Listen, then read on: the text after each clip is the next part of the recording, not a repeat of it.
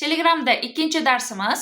Bizda bugun ya'ni kanal ochish va ya'ni Telegramda akkaunt ochishni o'rganamiz sizlar bilan. Bizda ya'ni Play Market kerak bo'ladi, ya'ni Play Market kerak bo'ladi.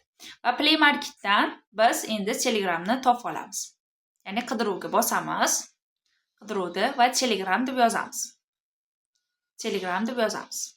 Xohlasangiz Telegramni turlari ko'p. Xohlagan Telegram turlarini ya'ni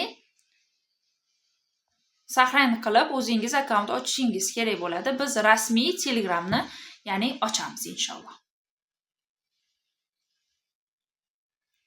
Mana ustanovka bo'lyapti. Ya'ni bu ustanovka bo'lish holatida, ya'ni biz nomerimizni kiritib, nomerimizni ham telefonimizga bo'lishi kerak bo'ladi. Ya'ni nomerimiz ishlab turgan bo'lishi kerak va interneti yaxshi bo'lib turishi kerak bo'ladi. Chunki siz ochayotgan paytingizda internet nosozligi bo'lib qolsa, siz buni ochishga esa biroz qiyinchilikka duch kelasiz. Ya'ni internetingiz yaxshi ishlab turishi kerak bo'ladi va Telegramni mana ochdik. Mana Telegramning ko'rinishi. Mana start message. Va buni o'zbek tilida davom